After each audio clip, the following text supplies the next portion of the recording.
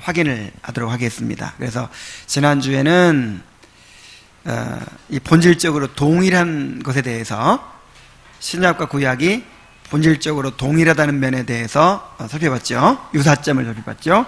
이제 오늘은 그 시행 방식에 있어서 어떤 차이가 있는가, 신약과 구약의 차이점에 대해서 함께 살펴보도록 하겠습니다.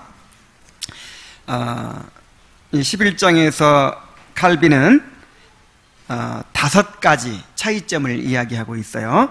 자, 그 첫 번째 차이점이 뭐냐면, 구약은 영적 축복을 세속적인 것들로 표현했다라고 하는 것입니다. 그러면 신약은 어떻게 표현했겠어요? 근본적으로 하나님께서 우리에게 주시고자 하는 것은 영적인 거예요? 아니면은 이 세속적인 거예요? 영적인 것이죠. 이 세상에서 우리가 얻는 것은 다 일시적인 거잖아요. 영원한 것이 아니잖아요. 그래서 하나님께서 우리에게 근본적으로 주심하고 약속하신 것은 영원한 세계에 속한 영적인 것이죠. 그런데 구약 시대에는 그것을 직접 드러내질 않았다는 거예요. 직접 물론 전혀 드러내지 않은 건 아니지만 대부분 직접적으로 표현하지 않고 세속적인 것들로 그렇게 표현을 했다는 거예요. 현실적인 것들로. 그러나 신약시대에 와서는 직접 영적인 축복들을 직접적으로 우리에게 제시를 하고 있죠.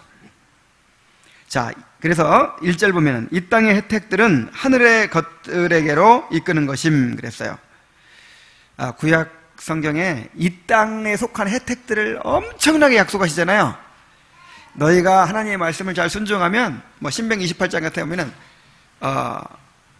뭐라고 그랬죠? 들어가도 복 받고 나가도 복 받고 성읍에서도 복 받고 떡반죽 그릇이 복 받고 너희가 머리가 될지언정 꼬리가 되지 않을 것이고 막 엄청나게 그런 축복을 약속했죠. 근데 그런 축복이 다 무엇을 위해 하신 말씀이라고요? 다 영적인 축복을 향하도록 그렇게 이제 매개로 그렇게 말씀하신 것이죠. 자, 직접 칼빈의 말을 들어보겠습니다. 여호와께서는 그 옛날 그의 백성들이 하늘의 기업에 마음을 두기를 바라셨으나 그러한 소망을 갖도록 그들을 잘 양육하시기 위하여, 말하자면 이 땅에 속한 혜택들을 통해서 하늘의 기업을 바라보고 맛보도록 그렇게 나타내셨다. 그러나 이제 복음이 미래의 생명의 은혜를 더욱 확실하고도 분명하게 드러내었으므로 주께서는 과거 이스라엘 백성들에게 사용하셨던 그런 저급한 훈련 방식을 물리시고 그 은혜를 직접 묵상하도록 우리의 생각을 이끄신다. 그래서 신약에 딱 넘어오면요, 현세적인 축복을 약속한 구절이 없어요. 단 한 구절도 없어요. 물론 이제 우리의 필요를 책임져 주신다, 우리의 모든 문제를 이제 돌보신다, 이런 내용들은 있죠. 그러나 구약에 약속했던 것처럼 들어가도 복 받고 나가도 복 받고, 그 다음에 장수할 것이고 그 다음에 부자가 될 것이고, 자, 이런 게 있어요, 없어요? 한 구절도 없어요. 참 그런데 신기한 것은 신약 성경에 한 구절도 없는데 그런 신약 성경을 가지고 기복신앙을 가르치는 거야. 하나님께서 우리가 이 땅에서 부자가 되기를 원하신다, 잘 되기를 원하신다. 너무 신기해요. 그거를 그렇게 가르칠 수 있다는 게 너무 신기하고, 그 다음에 그걸 또 믿는 사람들이 또 너무 신기하고, 정말 말도 안 되는 건데, 언제 예수님이 너희들 나 잘 믿으면 이 땅에서 잘 될 거다 그런 얘기 한 적이 있어요, 없어요? 오히려 예수님은 반대로 얘기해서, 반대로 나를 따라오는 자는 고난을 받게 될 것이다 그랬죠. 바울도 그렇게 얘기했죠. 우리가 예수님을 은혜를 받은 것은 예수를 믿을 뿐만 아니라 고난도 받게 하심이라. 전부 그런 내용밖에 없는데 그런 성경을 가지고 하나님은 우리가 이 땅에서 행복하게 살도록 복받고 잘 되도록 그렇게 부르셨다는 거야. 그래서 이 부와 건강의 복음, 이걸 번영신학이라고 그러거든요. 부와 건강의 복음이 완전히 그냥 오늘날 교계를 지배하고 있어요. 참 이건 너무 신기한 일이야. 그만큼 사람들이 영적으로 어둡다는 얘기죠. 자, 분명히 칼빈은 그렇게 얘기했습니다. 이제 과거 이스라엘 백성들에게 사용하셨던 것처럼 그런 저급한 훈련 방식을 물리시고 그 은혜를 직접 묵상하도록 생각을 이끄신다는 거예요. 자, 제가 예를 한번 들어볼게요.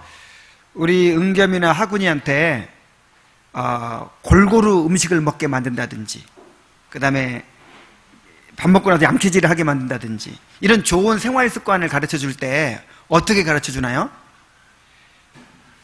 그래야 훌륭한 사람이 된다. 이런 게 먹혀요, 안 먹혀요? 이건 안 먹히죠. 그럼 어떻게 가르쳐요? 원래 의도는 그래야 네가 바른 인격을 가질 수 있어, 바른 습관을 가지고 건전한 사람이 될 수 있어. 근데 그런 건 마음에 와닿지 않잖아요. 어린아이들이기 때문에. 그래, 어떻게 가르쳐요? 너 이거 잘 먹으면 내가 아이스크림 사줄게. 너 이거 잘 먹으면 아빠가 이번 주일날 뭐 어디 데리고 갈게. 뭐 이런 식으로 얘기하죠. 사실은 그게 사실은 근본 목적이 아니잖아요. 근본적인 목적은 진짜 큰 축복, 올바른 사람이 되는 거, 올바른 사람이 되는 거, 그건데 이제 그런 아직 어리기 때문에 그런 유치하고 저급한 그런 약속을 내거는 거예요. 바로 구약이 그와 같습니다. 구약이. 그래서 이제 예수님 오신 이후로는 그런 저급한 훈련 방식을 이제 하나님께서 버리셨다는 거예요. 그래서 오늘날 여러분 11조 잘 드리면은 하나님께서 이렇게 2배, 3배로 복 주십니다. 여러분 2배, 3배로 복 주시기도 하십니다. 안 주신다는 게 아니에요. 주실 수 있어요. 그러나 그런 동기를 부여하면 되겠어요, 안 되겠어요?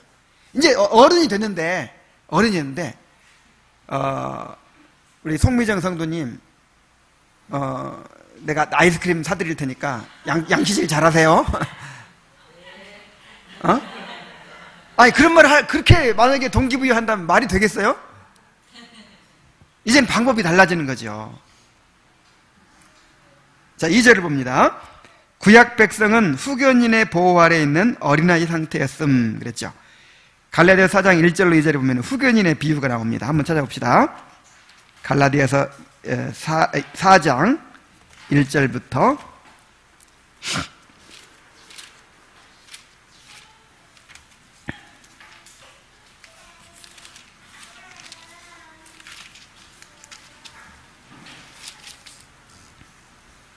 내가 또 말하노니 유업을 이을 자가 모든 것의 주인이니 주인이나 어렸을 동안에는 종과 다름이 없어서 그 아버지가 정한 때까지 후견인과 청지기 아래에 있나니 이와 같이 우리도 어렸을 때에 우리가 어렸을 때는 구약을 말하는 거예요.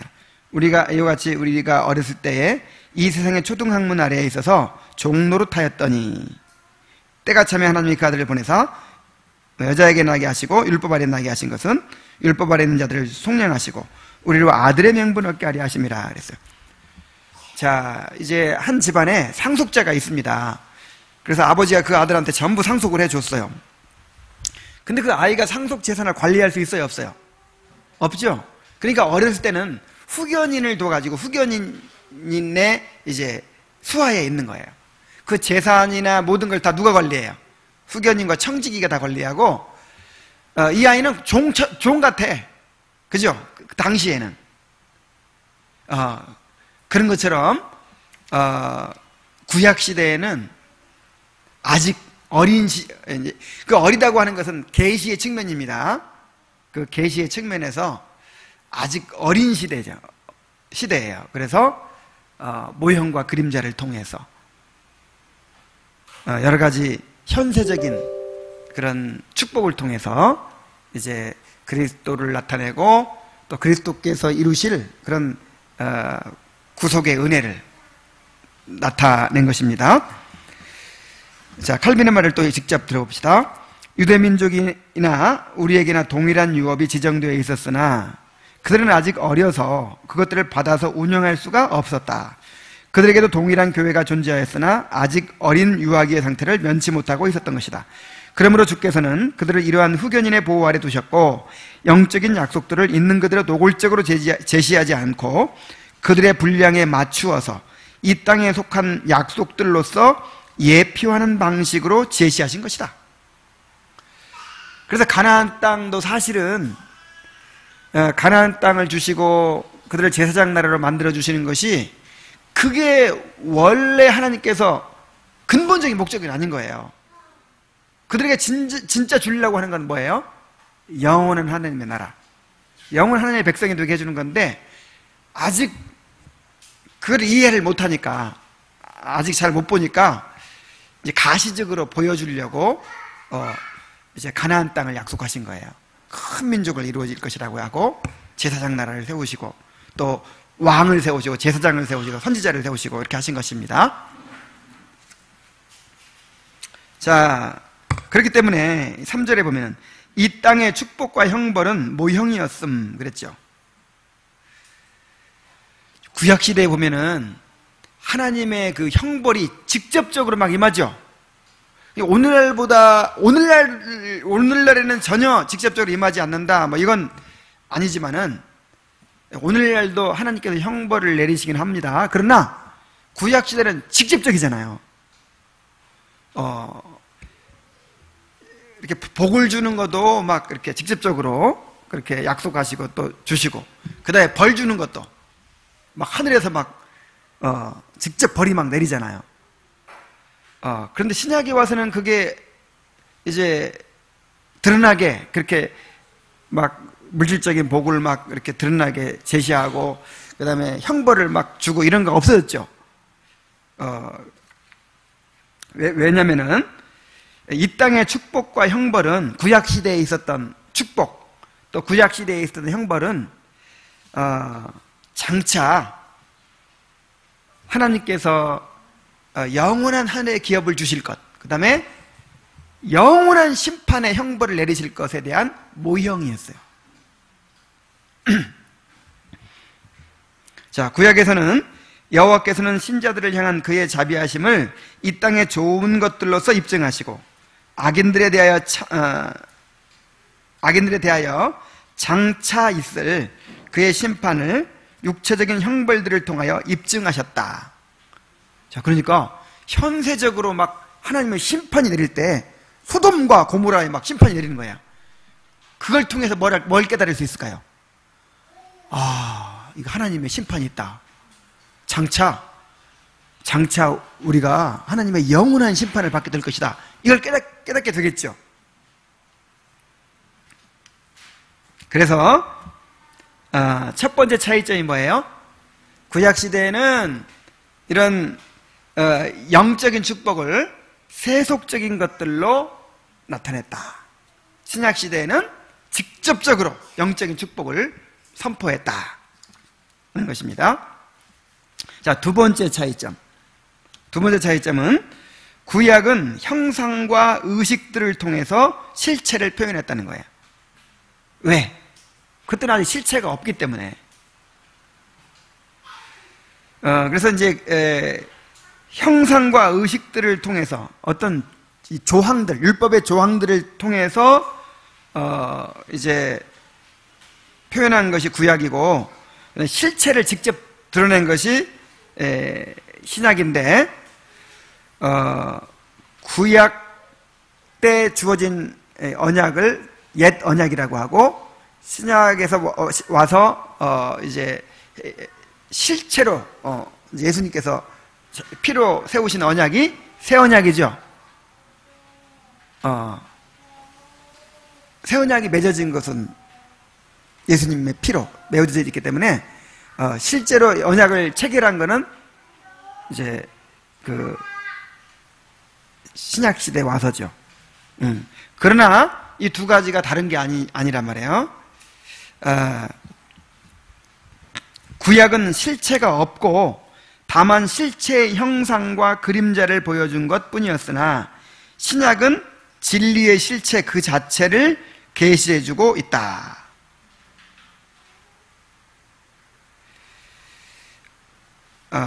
그래서 히브리 10장 1절에 보면은 율법은 장차 오는 좋은 일의 그림자라고 그랬어요.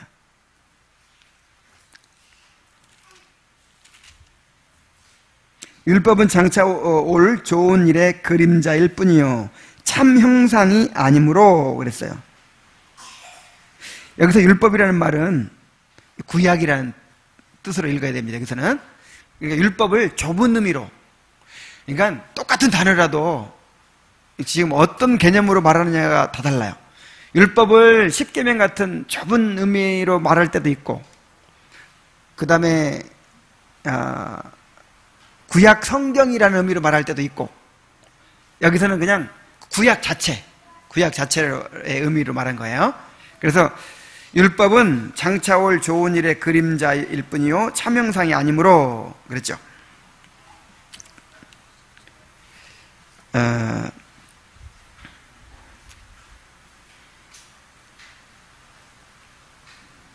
자, 히브리서 7장 11절부터 한번 보겠습니다. 히브리서 7장.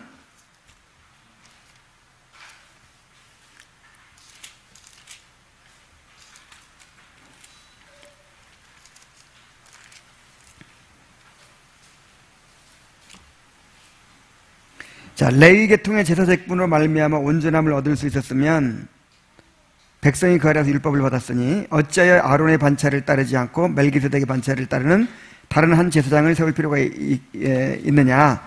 제사직분이 바뀌었은즉 율법도 반드시 바꾸어지리니 이것은 한 사람도 제단 일을 받들지 않는 자는 않는 다른 지파에 속한 자를 가리켜 말한 것이라. 우리 주께서는 유다로부터 나신 것이 분명하도다. 지파에는 모세가 제사장들에 관하여 말한 것이 하나도 없고 멜기세덱과 같은 별다른 한 제사장이 일어나는 것을 보니 더욱 분명하도다. 그는 육신에 속한 한 계명의 법을 따르지 아니하고 오직 불멸의 생명의 능력을 따라 되었으니 증언하기를 내가 영원히 멜기세덱의 반차를 따르는 제사장이라 하였도다. 전에 있던 계명은 연약하고 무익함으로 폐하고 율법은 아무것도 온전케 못할지라. 이에 더 좋은 소망이 생기니 이것으로 우리가 하나님께 가까이 나아가느니라. 또 예수께서 제사장이 되신 것은 맹세 없이 된 것이 아니니 그들은 맹세 없이 제사장이 되었을 때 오직 예수는 자기에게 말씀하신 이로 말미암아 맹세로 되신 것이라. 주께서 맹세하시고 뉘우치지 아니하시리니 내가 영원히 제사장이라 하셨도다. 이와 같이 예수는 더 좋은 언약의 보증이 되셨느니라. 제사장 된 그들의 수요가 많은 것은 죽음으로 말미암아 항상 잊지 못함이라되 예수는 영원히 계심으로 그 제사장 직분도 갈리지 아니하느니라. 자, 지금 제사장 직분이 바뀌었다는 걸 얘기하고 있어요. 12절에 제사장 직분이 바뀌었은즉 율법도 반드시 바뀌어지리니. 자, 제사장 직분이 어떻게 바뀌었죠? 구약에서는 레위 계통의 제사장들이 있었죠. 그래서 제사를 어떻게 드려요? 양을 잡아서 이렇게 제사를 드리죠. 그런데 그 제사장들은 모형과 그림자죠. 누구를 가리켜요? 실체인 그리스도. 그래서 사실 이게 모형과 그림자는요, 무엇이 있어야 존재하는 거예요? 실체가 있어야. 만약에 모형과 그림자만 있고 실체가 없어버리면 모형과 그림자는 소용이 있어요, 없어요? 아무 소용이 없어요. 그래서 이 레위 계통의 제사장이 온전하지 못했다 하는 말이 바로 그런 의미예요. 그러니까 레위 계통의 제사장의 제사를 통해서 구원받지 못했다 그 뜻이 아닙니다. 그 구약시대 제사장들의 제사를 통해서 구원받을 수 있었을까요, 없었을까요? 있었죠. 그때 그 양을 바라보면서 장차 오실 예수 그리스도를 믿으면 구원받죠. 근데 그것도 뭐가 있기 때문에 가능한 거냐면 실체인 그리스도가 오실 것이기 때문에 가능하다 이 말이에요. 그래서 이제 모형과 그림자가 뭘로 바뀌어야 돼? 결국 실체로. 모델하우스 보고 집 계약했어요. 근데 모델하우스 보고 집 계약하는 거는 뭐가 반드시 지어질 것이기 때문에, 실제 아파트가 지어질 것이기 때문에. 근데 실제 아파트가 안 지어져 버리면 이게 소용이 있어요, 없어요? 그래서 모델하우스 가지고는 우리가 살 수 없다 이렇게 말할 수가 있는 거죠.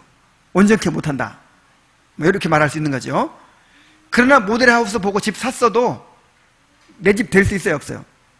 있죠. 왜냐하면 실제로 지어질 것이기 때문에. 요 관계를 잘 우리가 이해를 해야 돼요. 그러니까 모델하우스와 실제 아파트가 전혀 관계가 없는 게 아니죠. 모델하우스 보고 집 산 거나 직접 아파트 지어놓은 거 보고 집 산 거나 똑같아. 내 집 갖는 건 똑같다 이 말이에요.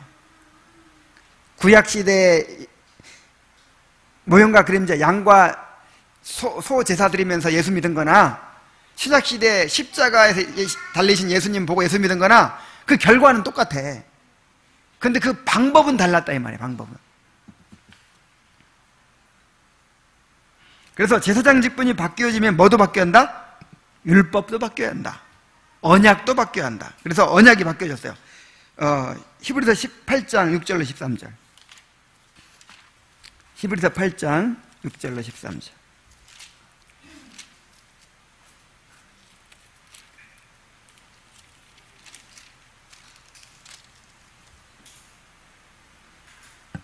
그러나 이제 그는 더 아름다운 직분을 얻으셨으니 그는 더 좋은 약속으로 세우신 더 좋은 언약의 중보자시니라.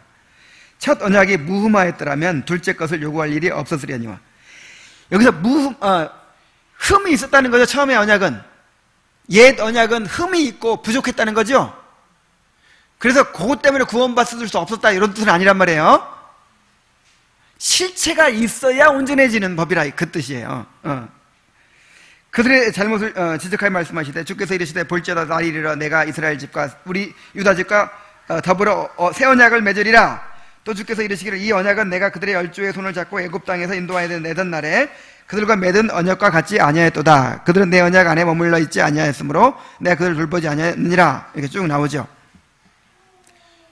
이걸 또 어떻게 이제 비유할 수 있냐면은 집을 살려고 1억짜리 집을 살려고 이제 부동산에 갔어요. 근데 너무 좋은 집이 나온 거야. 근데 돈이 하나도 없어. 10만 원밖에 없어. 그럼 어떻게 하면 좋아요? 가계약, 그죠? 가계약을 이렇게 맺어요. 그 다음에 가계약을 얼른 맺어놓고 남 주지 마세요 해놓고 10만 원만 걸고 해놓고 나중에 어떻게 해야 돼요? 진짜 정식 계약서를 작성해서 바꿔야죠, 그거를. 이게 정확한 비유라고 할 수는 없지만, 옛 언약이 가계약이라면, 이제 새 언약은 정식 계약인 거예요. 근데 가계약도 효과가 있어요, 없어요? 있죠. 왜냐하면 정식 계약 할 거기 때문에. 그러나 가계약만으로는 온전해요, 불완전해요? 불완전하지. 그래서 제사장 직분이 바뀌었기 때문에 따라서 언약도 바뀌어진다. 언약도 바뀌어진다니까 이제는 구약시대는 행위 언약이었고 신약시대는 은혜 언약이었다. 이게 아니란 말이에요. 구약이나 신약이나 똑같이 은혜 언약인데 뭐가 다르다? 그 시행이 다르다. 그 시행이 다르다. 방법이 다르다. 그 언약을 최종적으로 확증하고 비준하는 그 성취는 바로 그리스도시다. 그런 확증을 기다리는 동안 주께서는 모세를 통하여 의식들을 지정하셨는데 그 의식들은 말하자면 그런 확증을 보여주는 엄숙한 상징들이었다. 이는 곧 하나님의 언약이 그리스도 자신의 피로 말미암아 인쳐져서 새롭고 영원한 것이 될 때에 참으로 실현된다는 것이다. 그러니까 실제로 새 언약이 비준된 건 언제예요? 원래 언약은 피로 맺어지는 거죠, 피로. 그럼 예수님의 피로 언약이 언제 맺어졌어요? 십자가에서. 그래서 예수님께서 십자가 지시기 전날 제자들한테 포도주 따라주면서 뭐라 그랬어요? 이것은 나의 피, 곧 언약의 피니라. 이제 내 피를 통해서 언약을 맺자. 그래서 새 언약이 완전히 정식으로 맺어진 건 언제예요? 예수님의 십자가에서였어요. 그러면 옛 언약은 뭐냔 말이에요. 옛 언약은 바로 그 새 언약을 이제 맺을 거니까 예수님이 아직 오시기 전이니까 가계약한 거예요. 가계약.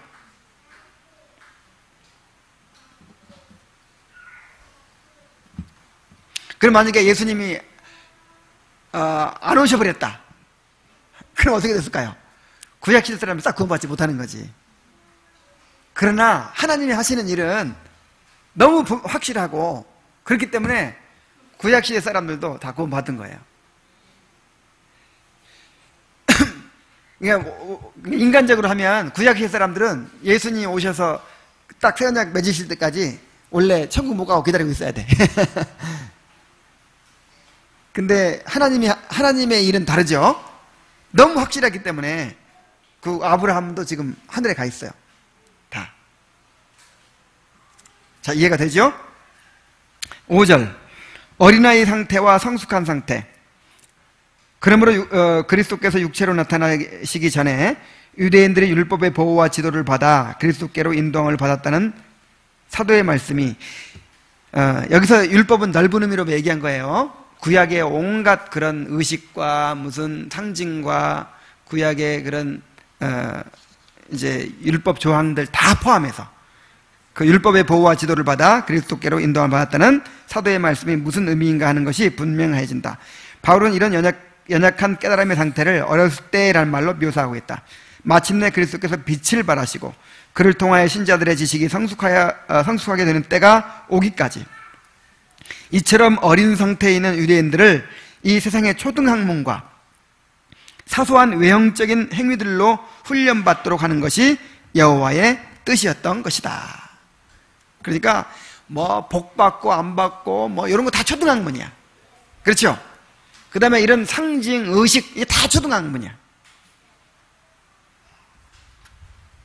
자, 그런 걸 통해서 이스라엘 백성들 훈련받았어요.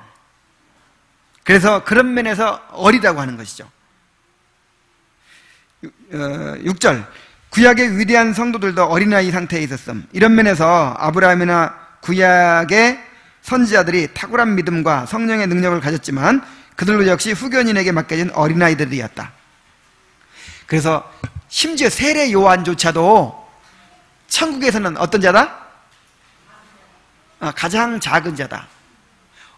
그 전에는 또 뭐라고 그랬어요? 그 전 구절에 여자가 낳은 자 중에 세례 요한보다 큰 이가 일어남이 없도다. 그래 놓고는 그러나 천국에서는 세례와 가장 작은 자도 세례 요한보다 큰 이라 그랬어요. 이게 무슨 말이에요? 여자가 낳은 자 중에 가장 큰 자라는 말은 그만큼 훌륭하다 이거예요. 훌륭하다. 믿음도 훌륭하고 또 인격도 훌륭하고 하나님께 내 헌신도 훌륭하다 그 뜻이에요. 아브라함도 마찬가지고 다윗도 마찬가지죠. 그러니까 그들의 신앙은요 우리가 본받아야 될 사람들이죠. 감히 그냥 따라가지 못할 정도로 이렇게 수준 높단 말이에요. 그러나 천국에서는 가장 작은 자보다 그보다 크다. 우리가 더 커. 그러니까 우리가 크다는 말은 어떤 면에서 말하는 거예요? 계시의 측면. 그 언약을 시행하시는 측면에서는 우리가 더 뛰어나단 말이에요. 그런 이제 이런 신앙의 차원으로 생각하면 안 돼요. 자, 뭐하고 똑같을까? 뭘 비유할 수 있을까? 여러분, 조선시대 왕이 더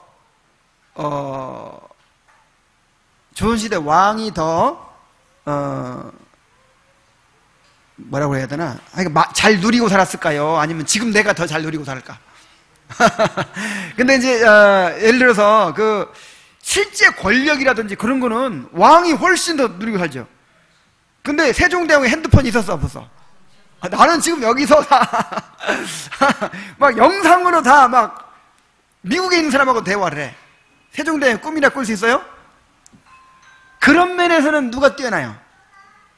내가 세종대왕보다 훨씬 뛰어난 거야. 근데 내가 세종대왕보다 머리가 더 좋다든지, 권력이 더 세다든지, 인격이 더 훌륭하다. 그런 거 아니고, 그죠?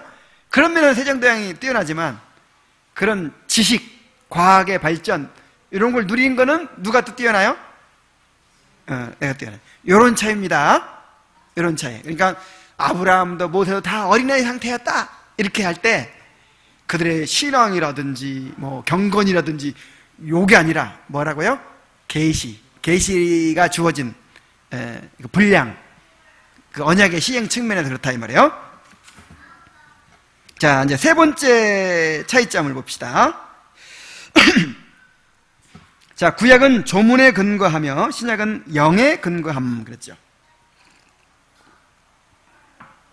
자, 에레미야와 바울의 논의 해가지고, 바울은 에레미야 31장 31절로 34절을 근거로 율법과 복음을 비교하면서 율법에 대하여 부정적으로 이야기한다. 자, 고린도후서 3장 6절로 11절 한번 봅시다. 고린도후서 3장 6절로 11절.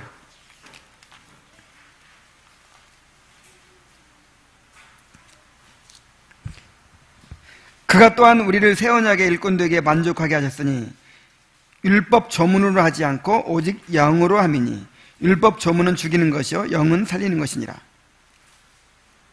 그래서 조문과 영 이렇게 구분이 되죠. 옛 언약과 새 언약이. 그 다음에 돌에 써서 새긴 죽게 하는 율법의 조문. 그러니까 옛 언약은 죽게 하는 직분이라 그랬어요. 그래서 새 언약은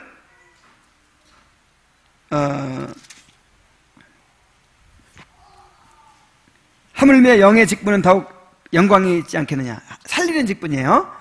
그 다음에 9절에 정죄의 직분도 영광이 있은즉 의의 직분은 더욱 영광이 넘치리라. 율법은 정죄의 직분, 옛 언약은 정죄의 직분, 새 언약은 의의 직분. 그래가지고 아주 부정적으로 얘기하죠. 옛 언약에 대해서. 그래서 이게 좀 어려워요. 정말 이거 제대로 이해하는 사람은 정말 드물어요. 왜 그렇게 할까? 그 의도를 알아야 돼. 그러니까 지금 구약과 신약 같다고 내내 해놓고 여기 보면 같은 거야 틀린 거야. 완전 틀린 거고 이건 뭐 도저히 옛 언약 상태에 구원받을 가능성이 없어 보이잖아요. 근데 지금 바울이 왜 이런 얘기하고 있는지를 알아야 돼요. 자, 잘 들어보세요. 이는 율법 자체를 그렇게 말한 것이 아니고 율법에 대해 거짓 열심을 지닌 자들이 의식에 대하여 왜곡된 열성으로 복음의 명료성을 흐리기 때문에 율법의 본질에 속하는 것들만을 다루는 것이다. 율법에도 긍휼에 대한 약속들이 있으나 율법에 속하는 것으로 간주되는 기능은 율법에도 긍휼에 대한 약속들이 있으나 율법에 속하는 것으로 간주되는 기능은 바른 일을 명령하고 악한 일을 감하며 의의를 지키는 자들에게 상급을 약속하고 범법 행위를 형벌로 위협하는 것 등이다. 그러니까 율법에는요, 구약 율법에는, 구약에는, 옛 언약에는 그러니까 이렇게 어떤 조항들도 있고 이렇게 하라는 조항들도 있고 막 하지만 그 속에 복음이 감추어져 있어요. 그 구약 시스템 속에 복음이 있어요, 없어요? 자, 보세요. 너희들 이렇게 만약에 해서 간음하는 자는 뭐 돌로 쳐 죽여라 뭐 이런 막 법이 있죠. 근데 그 용서받으려면 어떻게 해야 돼? 그렇게 범죄한 자는 용서받으려거든 양을 잡아서 양을 가지고 성소로 갈 것이요 양의 머리에 안수해가지고 거기다 죄를 뒤집어 씌워서 하나님께 제사를 드릴지니라. 그런 자는 용서받을 것인지라. 이게 다 율법이죠. 근데 율법 속에 정죄도 있지만은 뭐도 있어요? 구원도 있잖아요. 그러니까 구약의 율법 속에 뭐가 포함되어 있는 거예요? 복음이. 그래서 구원받을 수 있어요, 없어요? 있다니까.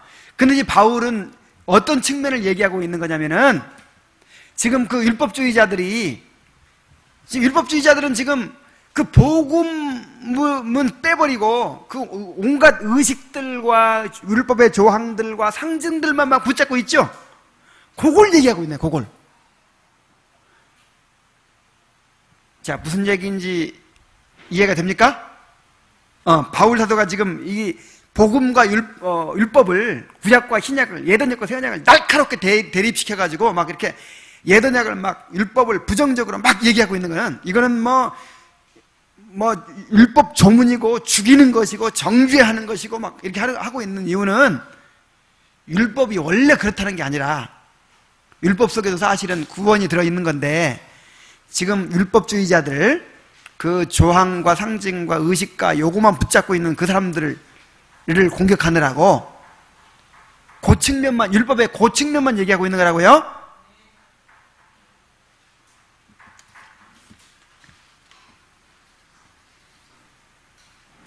그래서 구약과 신약의 차이에 대해 바울이 비교하는 내용들. 자, 칼빈의 말을 들어보세요.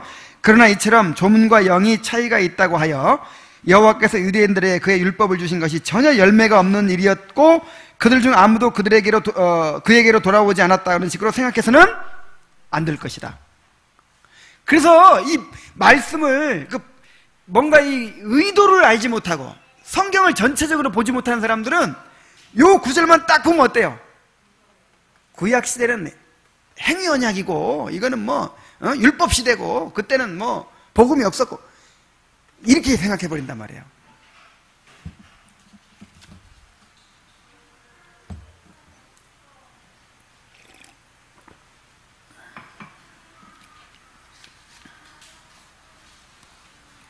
자, 네 번째 차이를 봅시다. 네 번째 차이는 뭐냐면은 구약은 종노릇의 상태예요. 신약은 자유하는 상태다. 자, 바울의 가르침 9절입니다. 성경은 구약이 사람의 마음에 두려움을 만들어내기에 구약을 가리켜 종노릇에 속하는 것으로 말씀하나 신약은 신뢰와 확신을 갖게 하기 때문에 자유에 속한다고 말씀한다.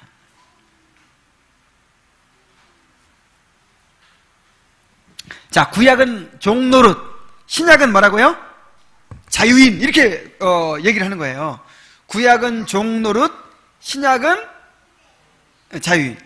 그러면 또 이렇게만 보면은 구약에서는 종이니까 아들이 아니잖아요. 그러니까 구원이 없었고, 신약에서는 아들이니까 이제 구원이 있고 복음이 있고, 요게 아니란 말이에요. 요게. 자, 아브라함이 구원 받았어요, 못 받았어요? 아브라함, 이삭, 야곱, 요셉, 모세 다 구원받았어요. 똑같이. 그리고 이제 아브라함 그 사람들뿐만 아니라 율법이 주어지고 나서도, 자, 율법이 주어지고 나서도 신실한 사람들 다 구원받았죠. 율법 주어지고 나서 누가 있었지? 다윗, 요셉은 율법이 주어지기 전이니까 다윗도 있고 히스기야도 있고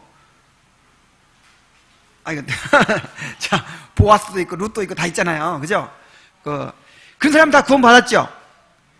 그러나 그들이 복음의 은혜를 통하여 받은 특권을 아무리 많이 누렸다 할지라도 그들은 여전히 일반 백성들과 똑같이 의식들을 지켜야 하는 짐을 지고 있는 상태였기 때문이다. 그러니까 아까 후견인 얘기했죠. 어린아이가 상속을 다 받았어. 부잣집의 상속자야. 근데 그 어린아이가 재산을 관리할 수 있어요, 없어요?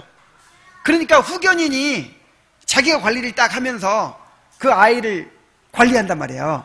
그러면 겉으로 볼 때는 뭐 같아요? 종 같아, 종. 그런 것처럼 구약시대에 구원받은 사람들은 다 그런 의식이나 그런 것들을 다 지켜야 한다는 면에서 종이었다, 이 말이에요. 근데 우리는 다 벗어났죠? 이제 자유로워졌어요, 이제. 우리는 정결예법 안 지키죠. 손 씻어야 되고, 무슨 여자가 월경을 할 때는 얼마 동안 부정해가지고 이런 거 하나도 없죠. 다 자유로워, 이제. 정하고 부정한 거. 그 다음에 무슨 정한 음식이 있고 부정한 음식이 있어가지고 돼지고기 먹으면 안 되고 이런 거 없죠. 우리는 다 자유로워졌어요. 근데 옛날에는 그거 다 지켜야 돼. 그러니까 종이지, 아직 종. 그런 면에서 종 자유인 이렇게 구분했단 말이에요. 자, 10절 율법과 복음을 봅시다. 본장에서는 율법을, 구약과 복음을 신약과 동일한 의미로 이야기하고 있다.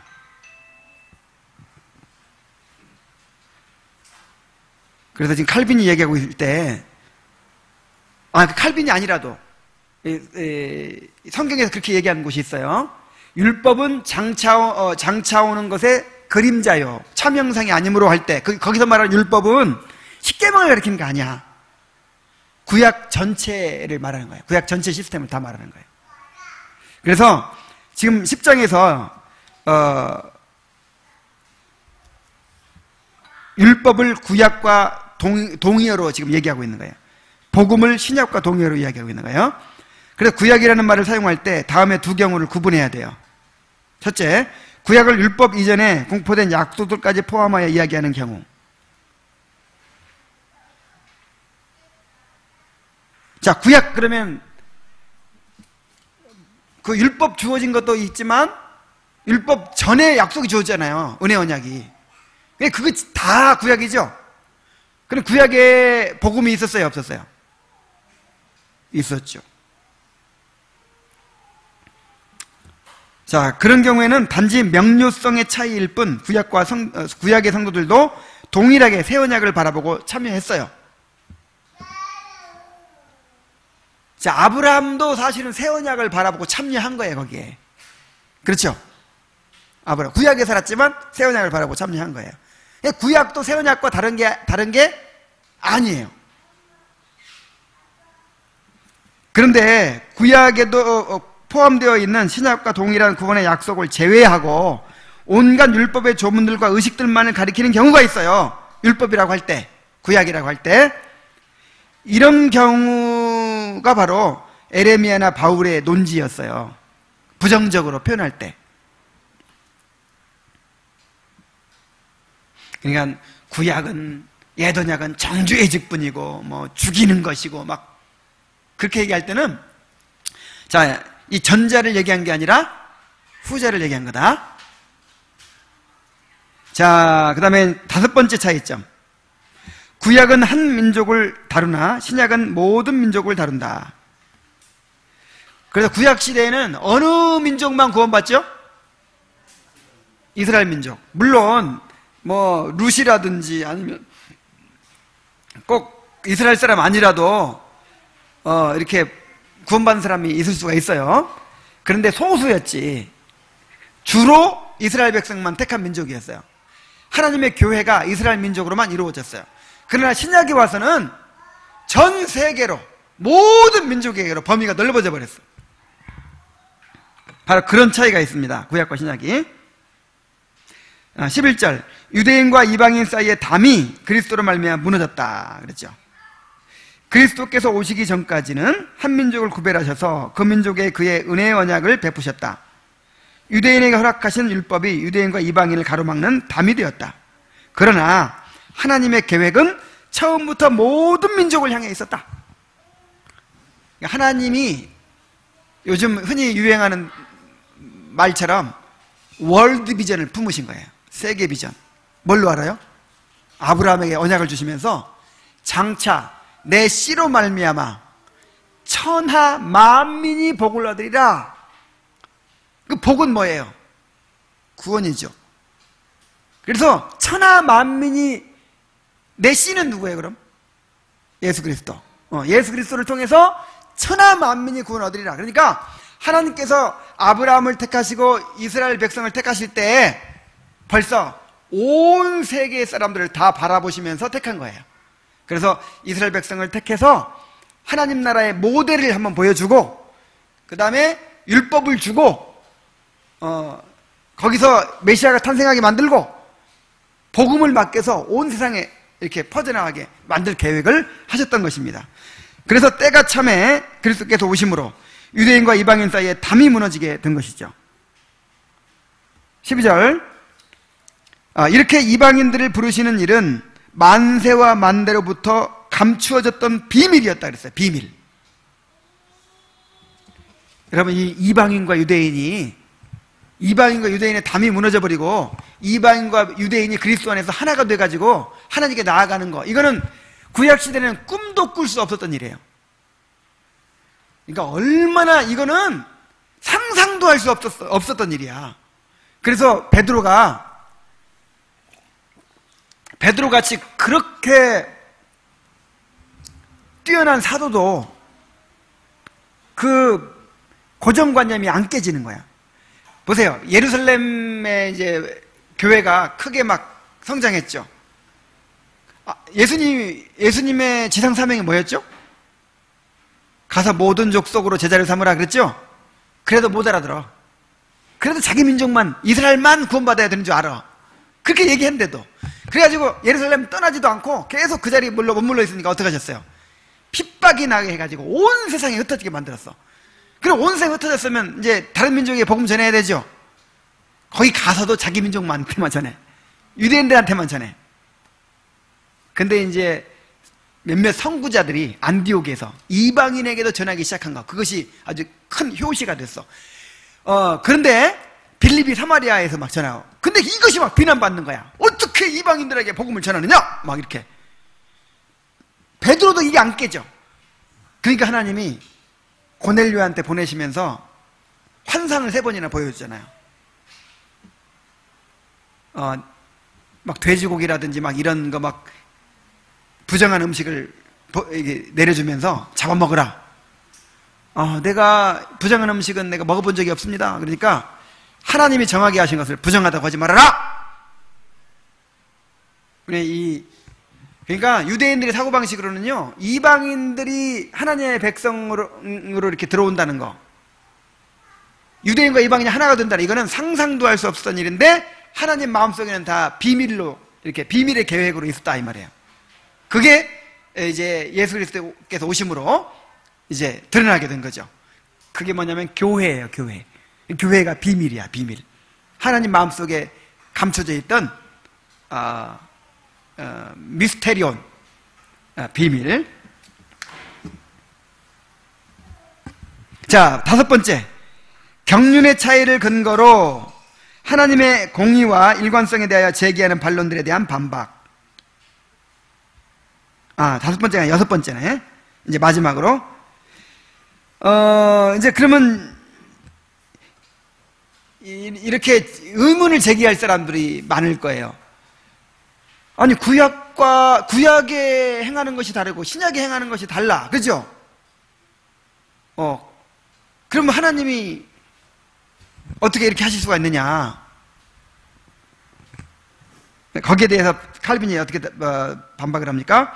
방식은 다양하나 하나님은 언제나 동일하시다. 하나님이 가변적인 것이 아니라 가변적인 사람의 상태에 하나님이 맞추어 주신 것이다. 하나님이 이랬다 저랬다 하는 게 아니고, 구약 시대에는 예수님 오기 전이니까, 오기 전에 방식으로 해야 할 거 아니에요. 아파트가 지어지기 전에는 그럼 어떻게 모델하우스라도 만들어가지고, 아니면 그림이라도 그려서 그렇게 계약을 해야지, 그죠? 그 방법이 다를 수밖에 없다 이 말이에요. 다를 수밖에.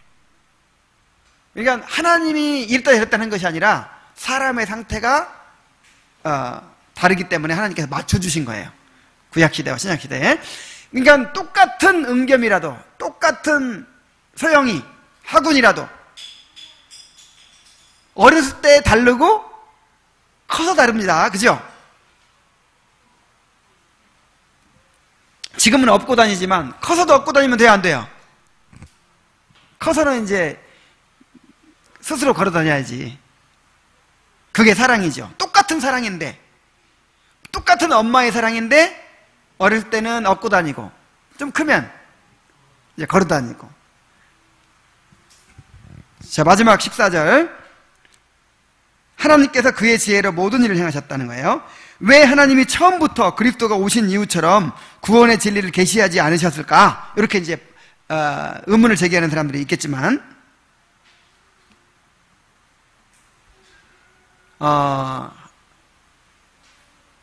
하나님께서 가장 적절한 방법으로 그렇게 자기를 계시하신 거예요. 가장 적절한 방법으로. 모든 것을 다 이해할 수 없지만 우리로서는 하나님께서 모든 일을 지혜롭고도 정의롭게 행하셨다는 사실에 대하여 의심해서는 안 될 것이다. 자, 이제 신구약의 관계를 알겠죠? 지난주에 유사점을 살펴봤고 오늘 차이점을 살펴봤는데, 단 한 문장으로 요약한다면 뭐예요? 구약과 신약은 본질에 있어서는 동일하지만 그 시행에 있어서는 차이가 있다.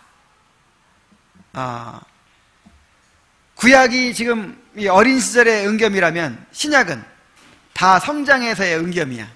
그럼 부모가 어릴 때 사랑하는 게 다르고 컸을 때 사랑하는 게 달라야죠. 바로 그 차이지 본질이 다른 게 아니라. 구원이 다른 게 아니고 또 신앙이 다른 게 아니고 언약이 다른 게 아니다 하는 것입니다. 자, 이해가 다 됐죠? 우리 기도하고 마치겠습니다. 하나님 아버지, 구약과 신약에 대해서 그 유사점과 차이점에 대해서